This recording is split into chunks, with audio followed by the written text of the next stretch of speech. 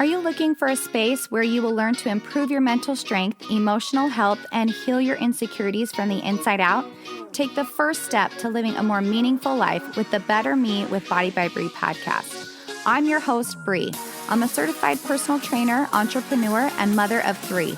I've helped empower thousands of women to take action through fitness, nutrition, meditation, personal development, and aligning thoughts with action. This podcast is for those who are ready to feel inspired and motivated to live a more purposeful life.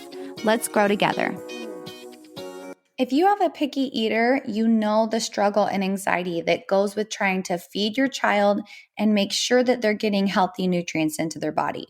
Well, today I have Jennifer Anderson, who is a registered dietitian and has a Master's of Science in Public Health from Johns Hopkins School of Public Health. In 2017, she founded Kids in Color, a resource to help children and families have better nutrition and mental health.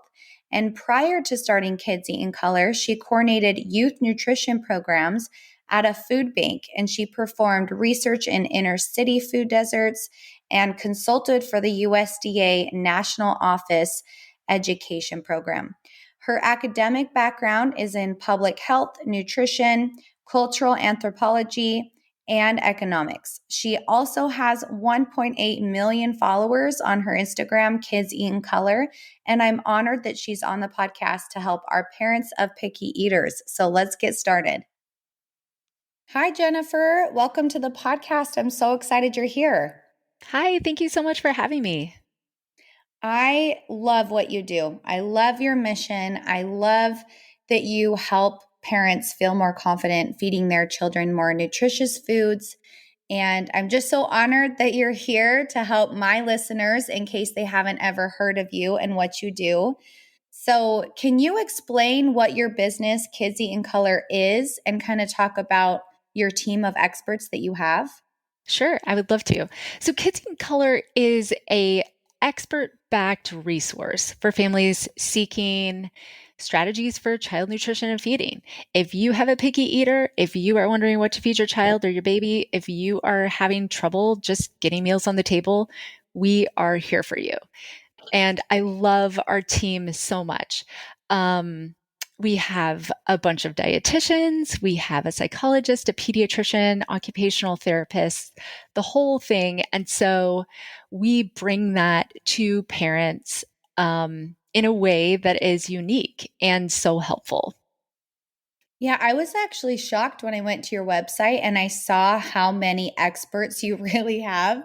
So I'm like, when we're talking about 11 expert tips, they are really expert tips. These people are professionals, like they know what they're talking about. And that really stood out to me. I really loved that about your business. Well, thank you.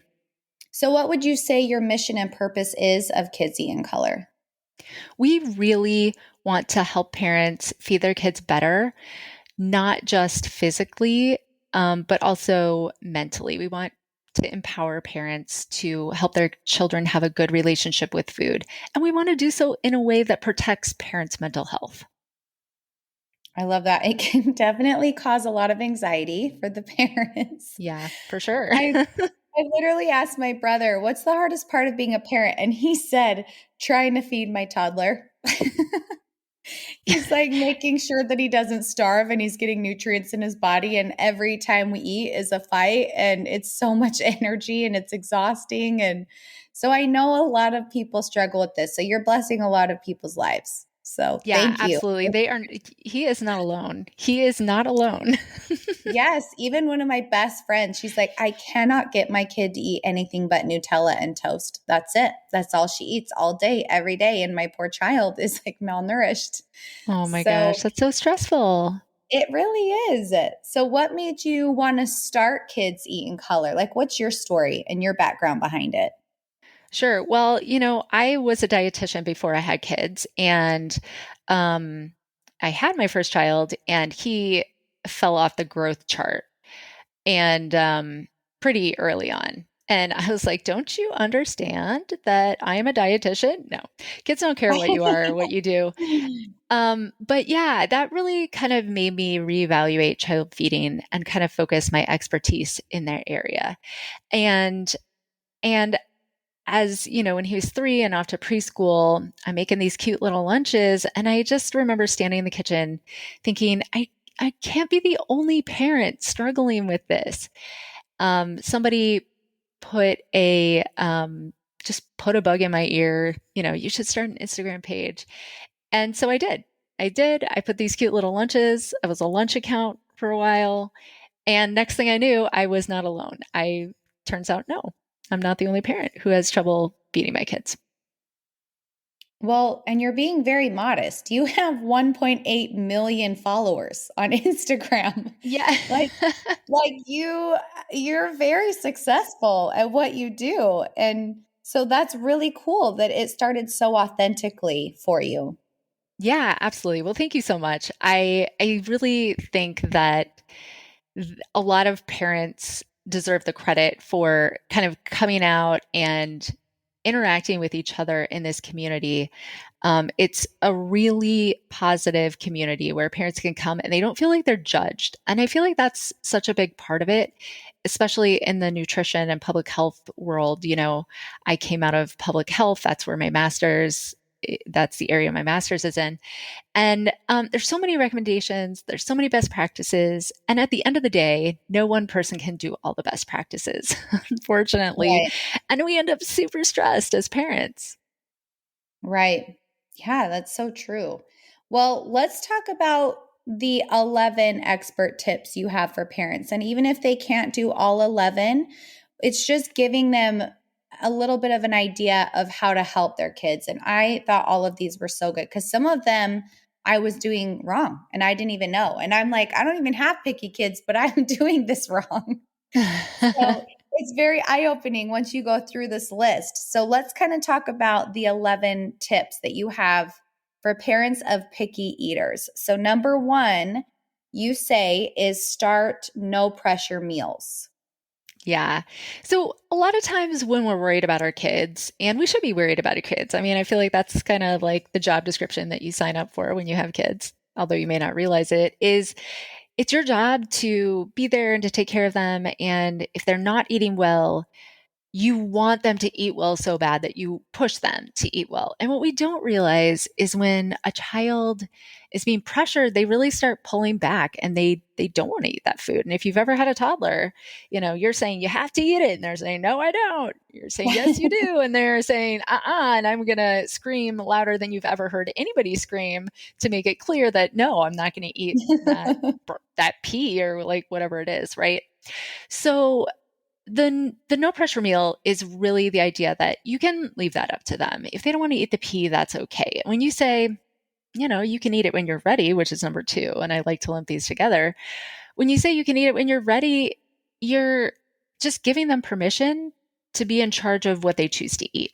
This is not only a good thing now, but it is a good thing later. You want, and we all want, to be able to be in touch with our gut, to be in touch with whether we're hungry and full, all these things. And the more we give this to our kids when they're young, when they're 1, 2, 3, 4, 5, and on, the more we really empower them to be able to listen to their body.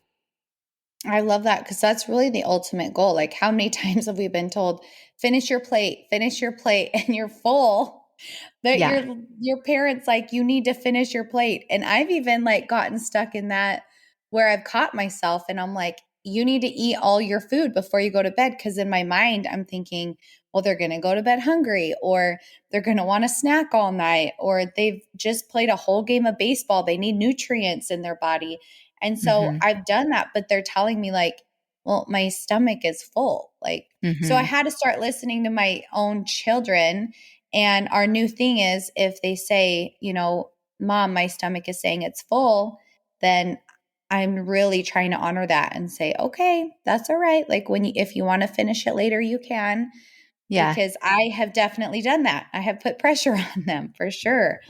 Right. I think we all have, even I have. I mean, there's this one time I remember I made this smoothie and, I have a child who tends to eat not that much. And I was so worried about him on this day and I was late for work and I had this meeting and I remember looking at him and saying, "You have to eat this." And like my voice is raised and he's looking at me like, "You've never done this. Like, what is your problem? What?" And I think he thought it was a little bit entertaining. And so he sits there, he takes one more sip. He's like, "It tastes like sand." And I was like, "It doesn't taste like sand, eventually it goes out the door." So I got one more sip out of that whole charade. And the worst part is, I went back and I drank his because I was like, I'm not going to let it go to waste. And turns out Yeah. it did taste like sand. It really did.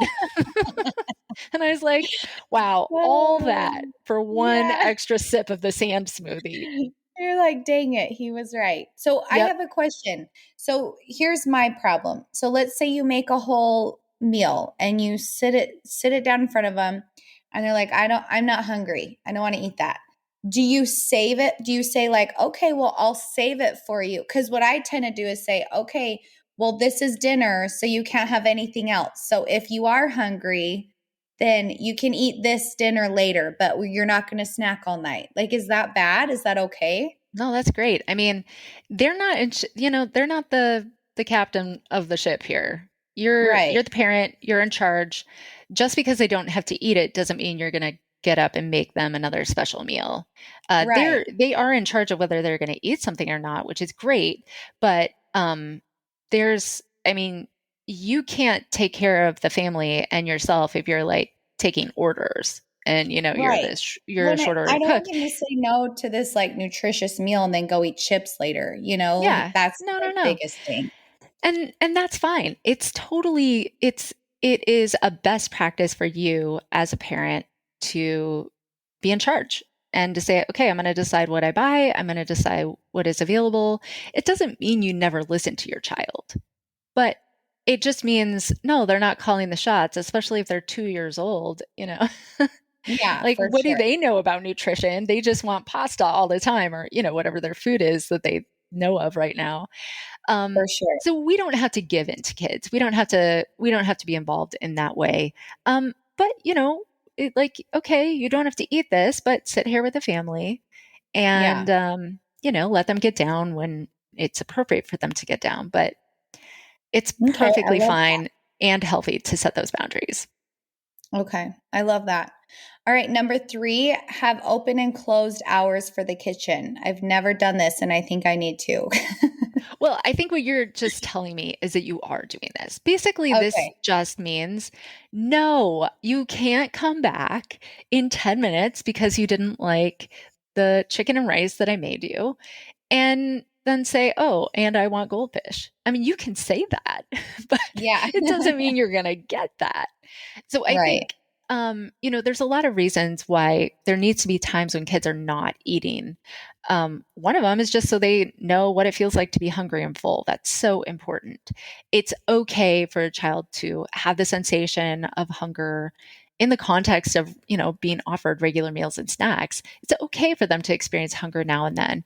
Um, because they're not going to go hungry. If they don't want dinner, that's okay. You're going to make them a big breakfast in the morning.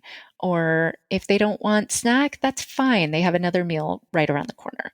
So, and we also want to protect their teeth. Like we do not want kids eating all day long. It's just not, that is not good for their bodies. Okay. That's good to know. My kids get in the habit of like I'm tucking them in bed and they're like, "Can you go get me a snack?" And they're like wanting to eat in bed. I'm like, "No." Yeah, So I'm gonna start being like, "Do you see the clock? 8 o'clock, we're done eating. So whatever you want to right. eat it before 8. We're Yep. done." Yep. I love that. Okay, number 4 is sit down to eat. Yeah, it's so easy to just kind of feed toddlers on the run or to eat in front of a TV. And I'm not saying you're a bad parent if you're doing that. Um, but if you're able to sit down and like look at your food and eat, then you get so much more from that. And of course, I say that having like walked somewhere and drunk like a smoothie on my way, which is something I Right. would I think never we all recommend to do it. anybody. Yeah. I mean, Or we're like eating in human. front of my desk. But Yeah. but the reality is the more we can help kids to sit down, pay attention to their food. Am I hungry? Am I full? Do I like what I'm eating? Am I looking at this new food that's available on the table? These are all really good things that can help picky eating. They can help your connection with other people. They can help your relationship to the food you're eating. There's so many benefits that come from sitting down and focusing on your food. Well, and I even like teach my clients to do this. Like I'm like, you have to sit down and be mindful when you're eating, you know? So, Yeah. and it is hard though. Like my little toddler, she'd want to take a bite and then run a lap around the Hmm. house and then take another bite and run a lap. And I'm like, okay, no, we're not doing this. Yeah. So when I finally, I'm like, okay, meal times, we are going to sit down as a family. We're going to have a discussion. We're going to talk. You're going to learn how to sit here and be present. And Yeah. it was complete madness for the first, like, probably week, but Hmm. now they're used to it and they're actually pretty good at it now. So it did take Yeah. practice, but I am glad that we set that boundary. Yeah. Any sort of change that you're going to bring into the child world, it's going to take some time. It's going to take an adjustment. And I think sometimes parents think, oh my gosh, my child's unhappy. Um, I went wrong somewhere. Give it 2 weeks. My team and I were just talking about something in relation to a new mini course that we launched, related actually to this, to sitting and being at the meal at the table. And we're like talking about like how long should we tell parents to uh, give it a shot before they decide if it's working or not. And the time that we kind of came to in terms of our recommendation is give it 2 weeks. Don't just try it for one day and then say it's not working. Give I it love two that. weeks. And if it's not, if after 2 weeks you're like, wow, I hate this.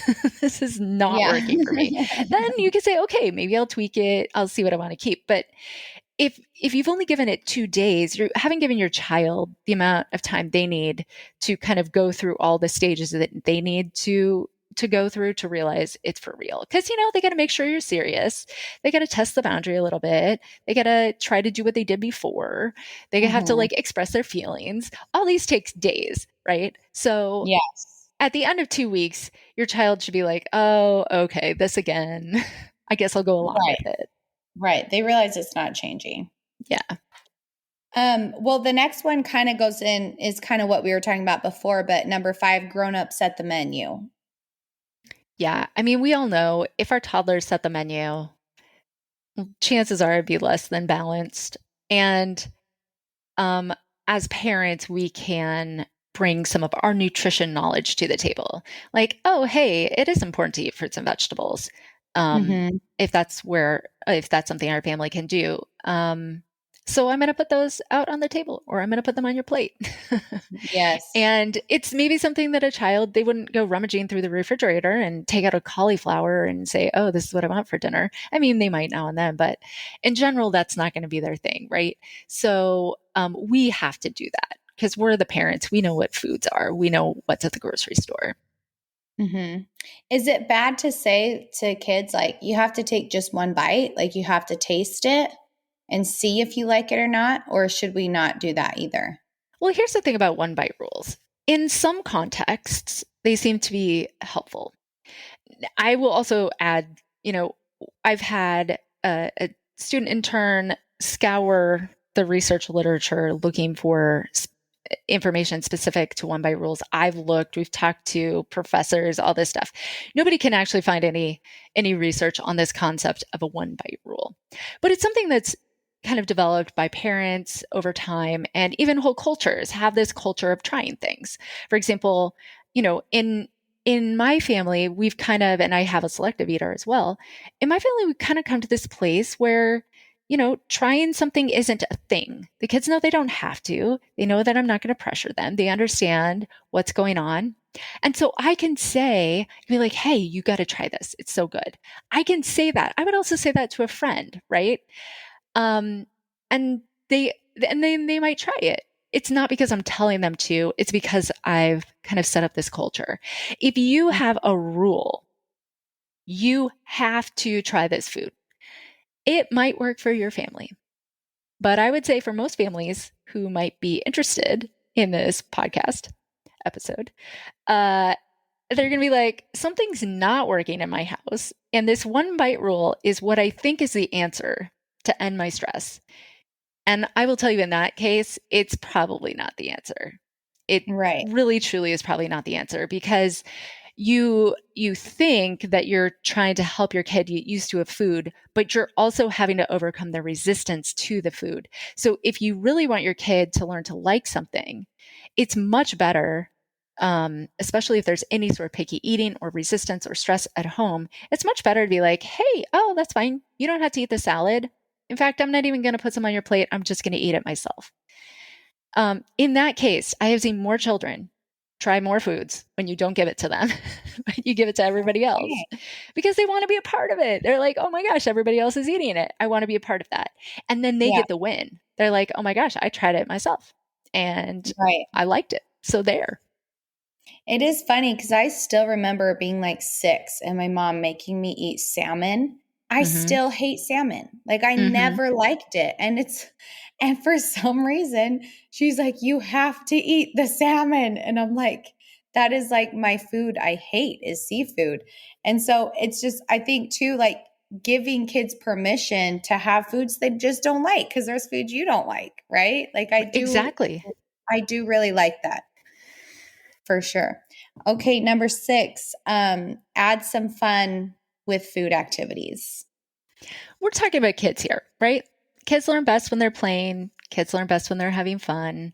Stress goes down when everybody's having fun. So if we can add a little bit of fun into the day, into a meal, it just can change the whole tone, especially if you are having a lot of stress and if you do have a picky eater.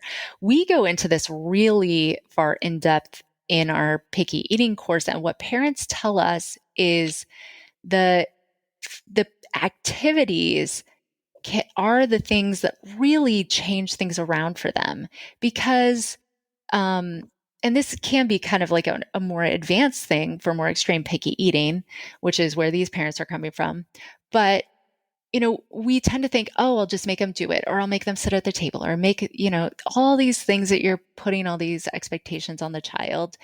And all your kid really wants to do is get down and go play. So if you can bring a little bit of fun to the table and you hold up a broccoli and you sing into it like a microphone and everybody laughs, next thing you know, you had a good experience with the food they won't eat yet. And that really can change the trajectory of of eating because now they've had the positive experience, which is exactly what you want. I love that. I would have never thought about that, but it makes so much sense to just make it a positive experience. And I have to give my husband credit for the broccoli microphone. He came up with that one. And I was thinking, what would like a fun activity around food be? I'm like, okay, just being silly, like Just being bringing fun to silly. it. Doesn't have Yeah. to be fancy. Yeah, I love that. Number 7 is keep serving it. This one I have tried with my kids and it did work. Like I just kept giving them the green beans every single time, we had green beans. I would just put it on their plate and eventually they started eating it and now they actually love green beans. Hmm. So that one actually did Exposure is really work. powerful. And sometimes it takes a while. I mean, my son was exposed to tomatoes probably like 300 times. And it wasn't until he was 3.5 that he picked up a tomato and ate it and was like, oh, yum. And he ate the whole bowl of tomatoes. We never know, especially when we're dealing with picky eating. There's a lot of causes of picky eating. And so if you kind of go under the surface of picky eating, you don't know what your child is having to overcome. So the more you expose them to the food, the more they see it, the more it becomes familiar, the more they will be likely to try that food when their body is ready. And you know what? It doesn't always have to go on their plate. You don't have to be wasting tons of food. And exposure could be something as small as a pea, not like a cup of peas, but just like one pea that can be an exposure. Awesome. All right, number 8 is teach kids what foods do in their bodies. I'm actually very passionate about this. Being a trainer, I love teaching my kids this. Like, I love being like, carrots help you. I say, carrots help you see in the dark, Hmm. because it helps with your eyes. Or like, this meat is going to help your muscles get super strong because it's protein. And then you can like wrestle with your friends and win. And, and so every time my little boy eats any type of protein, he's like, Mom, I'm going to beat dad. Like I'm getting strong, and so it's really fun to teach them what these foods do in their bodies. I love this one. Yeah. And, there's so many messages out there that we need to categorize foods as healthy or unhealthy. But the thing is like, what does that teach them? It doesn't teach them anything. It's just like you kind of, first of all, who knows what's healthy for me versus healthy for you? I'm allergic to salmon. So if you made me eat that, that would be very unhealthy. But like it's touted as like one of the healthiest foods. Um, And so when we teach kids that, we're giving them simplistic answers that they're going to outgrow very quickly. But when we teach kids that different foods do different things in their bodies, we really change the conversation with them. And suddenly they understand, oh, different things do different things in my body. And I'm going to build on that. And the older I get, the more information I can lay on that foundation. And that can help kids determine their nutrition choices if they choose. And certainly it can also help them be less judgmental about other people's choices as well.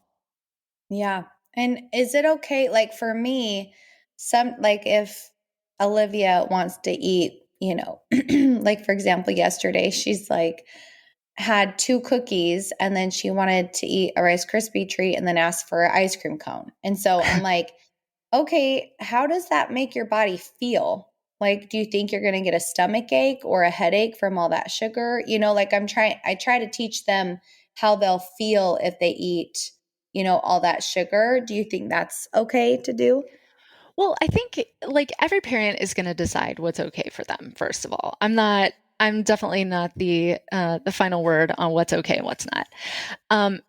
What I love that you're kind of thinking about like their lived experience. So like what do they experience as too much, right? And I love to let my kids kind of figure that out on their own. So I remember the first time my son ate just like an astronomical amount of candy for Halloween. And he sat on the floor and he said, I ate too much candy. He came up with that. I didn't have to say it. You know what? I did not have to say it. It was so apparent to him that the candy had given him the stomach ache. And because he came up with it on his own, um, it was his own truth that he had just kind of stumbled on. So I love that. I love when kids can kind of experience that sort of thing. And now that he has had that experience, I might also say something like, yeah, well, what do you think would happen if you just ate ice cream all day? Or, I've had to set some boundaries around my son eating ice cream in the morning. Sometimes he'll get up really early because he's a super early riser and he'll go get something to eat because he also has to eat right away. And now and that's been ice cream. So I'll get upset about that because I'm like, okay, you cannot start your day with ice cream because that makes you feel grumpy. And I don't want everybody else in the house to have to deal with you while you're grumpy. So I think sometimes we can set those connections with kids and sometimes they can figure it out on their own. But as parents, we can absolutely say, no, the answer is just no. We don't have to explain ourselves, first of all. And second of all, we can be as strict as we want around our boundary. And we could say, we already had ice cream and that's all that's available for now. And if you're still hungry, we have more blueberries on the table. And that's Yeah, that. love it. I love that. It's always hard to know what's like the exact best thing to say. So I like that you give more flexibility and freedom. Oh, for sure. Okay. Number 9 is make desserts less exciting. Yeah. So a dessert is already exciting. It tastes delicious. This is not lost on children. They know. In fact, they probably enjoy it way more than we do because they're not worrying about what happened at work or what happened, on the news or anything else. They can just look at their ice cream and enjoy it. So we don't need to add to that. We don't need to be like, oh my gosh, you did this good thing. Now I'm going to give you ice cream. We don't need to hype it up. We don't need to use it as a reward. Every time we do any of those things, every time we say, if if you eat your broccoli, I'm going to give you ice cream. Every time we do anything like that, we're saying broccoli is not good and ice cream is good. And that's really Hmm. not the message we want to be sending. We also want our kids to think broccoli is good. And they already know ice cream is good. So we don't want to like mix that up even further. So I just like to encourage parents to just call it what it is. It's ice cream. Don't use it as a reward. Just let it be what it is. Enjoy it together. Enjoy it as a family. And all those things together really help a child become much more balanced in the way they're eating. Doesn't mean they're going to stop wanting ice cream. I mean, maybe it will for some kids, but certainly not for mine. Yeah, but Uh, what we like our yeah. mentality around the dessert kind of like then when you grow up, that's what clients struggle with is they're like, when I had a hard day, I want ice cream, or when I want to reward Mhm. myself, I want ice cream because that's what we've been trained. Right. So it And I is mean, more than yeah, just as a child. right. I think it's so tricky because, it's so interesting to me because I don't really like cake that much. Um, it's just, I would much rather eat ice cream any day of the week. And, and I have gone to more child birthday parties where I just ate the cake because I felt like I had to because it was like a treat, right? I don't even Right. like it. I don't even Right. like the cake. But here I am just because of how I've been trained my whole life. So I I love to be able to give kids the opportunity to figure out what they like for themselves. Maybe they don't like cake, so maybe they don't eat it at the birthday party. Or maybe they do and they, go back and ask for a second piece. But at least that's their choice to decide what they like and what they don't like. Hmm. Definitely. Okay, number 10, model the behavior you want to see. Modeling is easy to talk about and it's kind of always thrown in there and we think that we always forget about it. But what you do is going to be 1,000 times more effective than what you say. And so parents are like, what do I say about food? What do I say to make them eat it? And I think you can teach your child everything they need to know about food without saying anything, truly. Because I love that. what you have in your house, what you eat in front of them, and what you put together for meals are kind of programming into them what normal is in terms of food. And so even if you don't say anything at all to them over the course of their childhood about food, you will have been putting tons and tons and tons of information into their system about what you want food to look like in their life. And Yeah, when you do that, I it's so powerful. Yeah, my mom was really good at that. She just was very healthy. Like she always had like birdseed, we called it birdseed oatmeal, but it was like flaxseed oatmeal. She always had her like protein shake. She always was eating, healthy vegetables. She just was a very healthy person and she bought only healthy food for us. And so now that I remember I went to college and I was like so excited to buy Lucky Charms Hmm. because we just didn't have that stuff in my house ever. And I bought it and I ate it and I felt like crap. And I was like, oh no, I actually don't love Lucky Charms. And then it just sat there and I went back to my oatmeal because that's what I was used to growing up. And so I definitely believe in that. Like I'm hoping that my healthy habits will rub off on my children because I try to have them eat vegetables with every meal because I want to eat vegetables with every meal, like Right. hopefully what they see, it did rub off on me. And all of my siblings are very healthy. Like they all eat super healthy. And I think it's all started with my mom because that's just Hmm. all we saw. Right. So I love that. Okay, the last one, use expert tools for extremely picky eaters. Yeah, if you have a child who is extremely picky, you probably already know it. But a lot of parents come to us saying like, "Well, is it picky eating or is it something more?" Or, there's no real definition of picky eating, actually. But there are some more extreme forms of feeding difficulties. And so, if a parent is concerned about this, we actually have a free picky eating screener on our website that parents can find via the homepage. And this basically just says, okay, tell us what's going on, and then we'll tell you if this is just kind of typical of what we see of most kids, or if this is something more, and if you need more help. Because if you have a child that is more extreme when it comes to picky eating, you could do all the exposure modeling. You do so many of these things that you want, and it's probably not going to be enough because your child has more significant challenges to overcome. And that's where our picky eating course comes in, because you're not just going to get all the information that you need by like reading articles on our website or following somebody on social media. You're actually going to need something systematic that's going to give you the advanced techniques that you need. And if you are concerned that your child has that, then don't wait, you know? Yeah. If you, as long as you're ready to take action now. If you're well, I don't know, my life is too complicated and I can't add in another thing. Okay, that's totally different. But if you're hey, I really want to help my child and I have some energy to put behind this, then go ahead, take a screener, find a resource. And in some cases, some families, instead of home education, they decide to go and see a specialist, but that's not always accessible for all families. So that's why we have a course on it.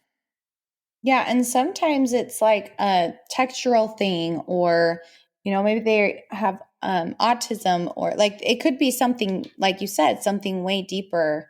So I love that you have courses on that. I know you have a few courses that parents can purchase. So where can my followers find you and get more information? Sure. So kidseatincolor.com is where we have all of our articles on picky eating, feeding kids, all the recipes, all that fun stuff. And then we also have our courses. So the picky eating course is there, as well as our new mini courses for parents, which are super fun. They're mostly designed to help you kind of get on the right track, especially if you're well, I don't think I'm an extreme picky eater, but mealtime is super stressful for me. And that's what those are. You can kind of target the specific thing that you think you're having stress about. Or if you're not on the same page with a partner, you can also use them to get on the same page. They're fun, they're novel, they're funny, they're quick. They're really designed with today's parent in mind. So we're tired. Yes. We've just been through a pandemic and we want to be, entertained by Reels or TikTok. Yeah, so sure. that's really what these were designed, what we had in mind when we designed them. Awesome. I'm so excited. We will have links to their website, the Kids Eat in Color Instagram, if you're interested. Jennifer, thank you so much for being on. I'm so grateful. I know you are helping so many moms, and it's just amazing what you're doing. So thank you. Absolutely. Thank you so much for having me. All right. I'll talk to you later. Bye. Thank you for joining us in today's episode. If you liked the content and want to hear more, remember to hit that subscribe button and write a review. As a small business owner, I appreciate it more than you know. If you are looking for a program to help with self-confidence, to lose weight, get in shape, and work on your mental, physical, and emotional health, check out my training programs on www.bodybybree.com. My team and I help to hold you accountable through the Body by Bree app, where you log in to see all your workouts, custom meal plan made specifically for you and your needs, and communication through the messenger. You are never alone when you're on the Body by Bree training program. Click the link in the show notes to get more information on how to transform your life from the inside out.